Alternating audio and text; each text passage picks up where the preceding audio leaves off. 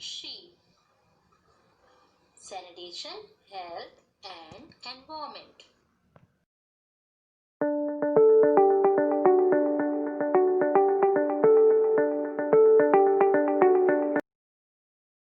Hello friends, how are you? Types of sanitation. Last video में हमने types of sanitation का first part देखा था, community lead total sanitation, environmental sanitation. Environmental sanitation जो कि हमने एक वीडियो में उसका इंट्रोडक्शन भी पढ़ा था कि पर्यावरण स्वच्छता बहुत ही जरूरी है। हवा मनुष्य जीवन का एक आवश्यक स्रोत है। मनुष्य के जीवित रहने का आधार हवा है। जिस तरह से स्वस्थ जीने के लिए साफ हवा की जरूरत होती है, उसी तरह साफ पानी की भी जरूरत होती है। कहा भी जाता है कि जल ही जीवन है, लेकिन आज यही जल कई बीमारियां उत्पादित कर रहा है, उत्पन्न कर रहा है। इसकी वजह से पानी प्रदूषित होते होते लोगों के स्वास्थ्य को भी प्रभावित कर रहा है। पर्यावरण को प्रदूषित करने में कूड़ा कचरा भी अहम भूमिका निभा रहा है। जगह जगह पर कूड़ा जलाए जाने और फेंकने से कई हानिकारक गैसें उत्पन्न होती हैं और स्वच्छ हवा के साथ मिलकर उसे जहरीला बना देती हैं। फैक्ट्रियां, कारखानों से निकलने वाला कचरा नदियों में बहा दिया जाता है। गंदे नालों से निकलने वाला पानी नदियों में मिलकर उसे प्रदूषित बना देता है। यही प्रदूषित पानी कई प्रकार की बीमारियां जैसे डायरिया, टाइफॉइड, हैजा इत्यादि बीमारियां फैला देता है। इंसान की जिंदगी के लिए सांसें जितनी महत्वपूर्ण है, उतनी ही स्वच्छता भी महत्वपूर्ण है। कदाचित स्वच्छता बनाए रखना एक व्यक्ति का कार्य ही नहीं, किंतु उसके लिए सभी प्रकार का प्रयास होना भी आवश्यक है। गंदगी बस्ती में एक दिन रहने पर स्वच्छता का महत्व स्पष्ट हो जाता है। इसलिए पर्यावरणीय स्वच्छता का उद्देश्य सभी मानव बस्तियों में स्वच्छ, सुरक्षित, सुखद, भौतिक और प्राकृतिक वातावरण को बनाए रखना है। Environmental sanitation.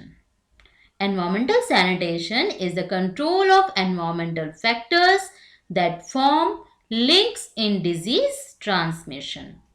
पर्यावरणीय स्वच्छता पर्यावरणीय कारकों का नियंत्रण है जो रोग संचरण में लिंक बनाते हैं। एक तरीके से एक के बाद एक बीमारियां फैलनी शुरू हो जाती हैं। शुद्ध पर्यावरण का होना अनिवार्य है। Subsets of this category are: first is solid waste management, ठोस अपशिष्ट का प्रबंधन। ठोस अपशिष्ट प्रबंधन प्रणाली का मुख्य उद्देश्य कूड़े करकट से अधिकतम मात्रा में उपयोगी संसाधन प्राप्त करना और ऊर्जा प्रदान करना, उत्पादित करके लोगों के घरों तक बिजली का संचरण करना, ताकि कम से कम मात्रा में अपशिष्ट पदार्थों को लैंडफिल क्षेत्र में भेजना पड़े। ये आप कूड़े का ढेर देख रहे हैं, ये लैंडफिल साइट कहलाता है। तो कोशिश किया जाना चाहिए कि हम कूड़े को काफ़ी हद तक उसे रीयूज़ कर लें, काफ़ी हद तक कूड़े को रिड्यूस किया जा सके, उसको रिसाइकल कर लें। हम कुछ ऐसे प्रोसेस फैक्ट्रीज़ वगैरह हैं जो कि पुराना प्लास्टिक वगैरह मेटल्स को रिसाइकल करके दूसरा प्रोडक्ट बना लेते हैं। तो इसलिए हमें सॉलिड वेस्ट मैनेजमेंट भी ठीक से करना चाहिए, जिससे पर्यावरण में स्वच्छता बनी रहे। Water and waste water treatment, ये एक चित्र देख रहे हैं आप, typical waste water treatment plant का है, जो कि इन फ्यूचर हम बहुत सारी वीडियोस में different waste water treatment plant की विजिट्स भी करेंगे और उनके बारे में डिस्कस भी करेंगे। तो हमारा ये टॉपिक है water and waste water treatment. इसमें क्या है, पानी और अपशिष्ट जल का उपचार किया जाना चाहिए। अपशिष्ट जल क्या होता है? ये कैसे उत्पन्न होता है?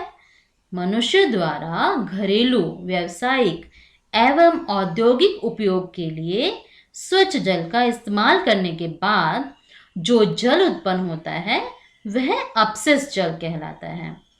यह घरों से निकलने के बाद बेकार जल के रूप में नालियों में या नदियों में, तालाब में एकत्रित कर लिया जाता है। कुल मिलाकर देखा जाए तो स्वच्छ पानी धुलाई, नहाने एवं टॉयलेट में फ्लश आदि के लिए इस्तेमाल होता है। धुलाई के अंतर्गत खाना बनाने के लिए बर्तनों की धुलाई, सब्जियों एवं खाने की चीजों को धोना, नहाना, हाथों की धुलाई, कपड़ों की धुलाई आदि शामिल होते हैं। इन इस्तेमालों से जो पानी निकलता है उनमें वनस्पति पदार्थ, खाने में इस्तेमाल हुआ तेल, बालों का तेल, डिटर्जेंट, फर्श की धूल, मानव शरीर की धुलाई के बाद चिकनाई युक्त साबुन शामिल होते हैं। इस पानी को क्या कहते हैं? ग्रे वाटर, मतलब मैला पानी। मानव मलमूत्र को फ्लश करने और धुलाई से निकलने वाली पानी को ब्लैक वाटर कहते हैं, जिसे सीवेज कहा जाता है। ब्लैक वाटर अर्थात सीवेज के मुकाबले में ग्रे वाटर को थोड़ा शुद्ध माना जाता है और उसको आसानी से थोड़ा सा साफ सफाई करने के पश्चात हम गार्डनिंग पर्पस में यूज कर सकते हैं। Next, industrial waste treatment. आजकल हर एक जो भी चीज़ हम यूज़ करते हैं कहीं ना कहीं फैक्ट्री में, इंडस्ट्रीज़ में बनती है, उसके बाद ही हम तक आ पाती है और हम उसे यूज़ करते हैं। तो औद्योगिक अपशिष्ट जो निकल रहा है वहाँ पर जो प्रोसेस होने के बाद कूड़ा जनरेट हो रहा है, या वो वायु प्रदूषण हो या जल प्रदूषण हो या ठोस अपशिष्ट निकल रहा हो, तो औद्योगिक इकाइयों से जो कूड़ा निकल रहा है उसका भी हमें उपचार करना चाहिए। औद्योगिक इकाइयों एवं घरेलू उपयोग में आने वाले जल की बड़ी मात्रा दूषित जल के रूप में निकलते हैं।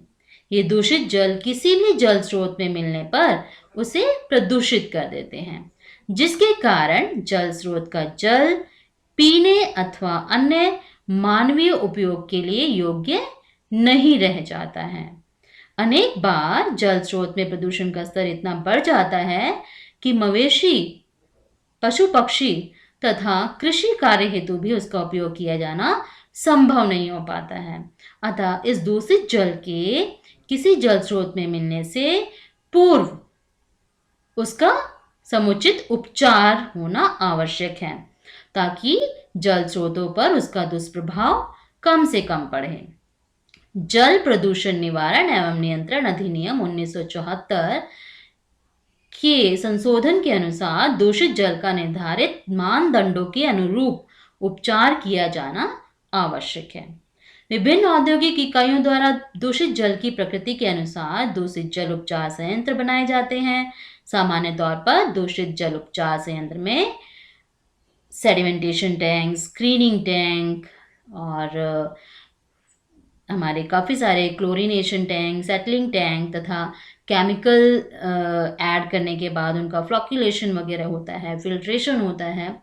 तो बहुत सारे प्रोसेस से निकलने के बाद उसको हमें जल के स्रोतों में मिलाना चाहिए।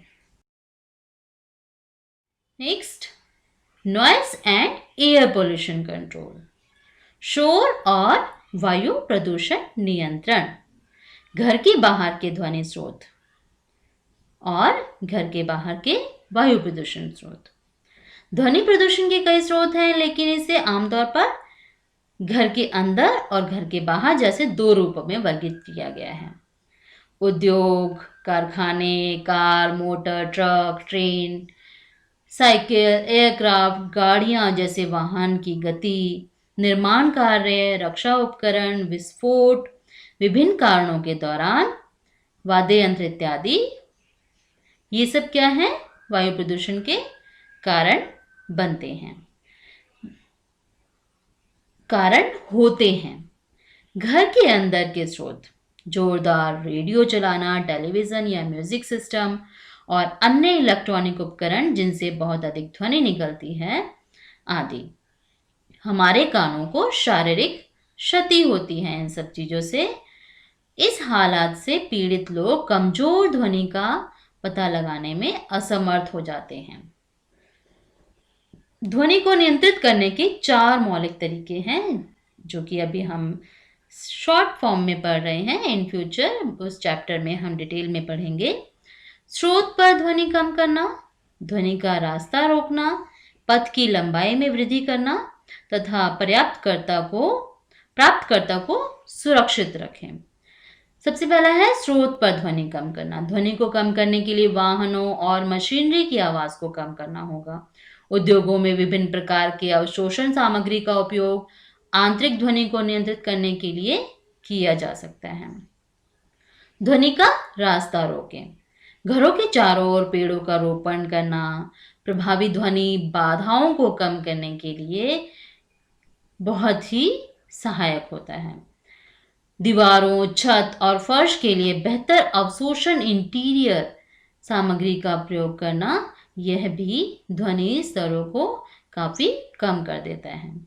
पथ की लंबाई में वृद्धि, नगर, भूमि, हवाई अड्डों के स्थान से संबंधित नियमों का उपयोग, ध्वनि स्तरों पर दूरी के क्षीण प्रभाव को उपयोग करना चाहिए। प्राप्तकर्ता को सुरक्षित रखें। कान प्लग का उपयोग विशेष रूप से डिजाइन किए गए कान प्लग की मदद से ऊपरी स्तर पर 40 डेसिबल तक ध्वनि कानों तक पहुंचने में कमी कर सकते हैं।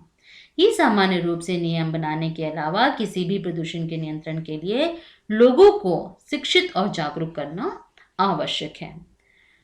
एयर पोल्यूशन कंट्रोल, वायु प्रदूषण को कैसे रोकना है?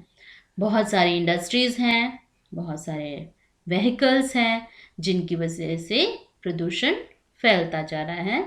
तो इंडस्ट्रीज से निकलने वाला जो वायु प्रदूषण है उसको कंट्रोल करने के लिए भी बहुत बड़े फिल्टर प्रोसेस लगाए जाते हैं, वेट स्क्रबर्स लगाए जाते हैं, और जो भी धूल मिट्टी निकल रही है उसको कंट्रोल करने के लिए स्क्रबर्स लगाने के पश्चात ही वहाँ से उस धुएं को निकाला जाता है, जिससे कि वो हवा में जाने के बाद वातावरण को प्रदूषित ना करे। व्हीकल्स में भी हमने काफ़ी सुना है कि हमें पोल्यूशन कंट्रोल करवाना है, या उसका मशीन्स जो इंजन वगैरह हैं इस तरीके का होना चाहिए जिससे कि प्रदूषण कम से कम मात्रा में फैले। तो आज का हमारा टॉपिक जो एनवायरमेंटल सैनिटेशन हमने पढ़ा, इसमें हमने डिस्कस किया solid waste management, water and waste water treatment, industrial waste treatment and noise and air pollution control.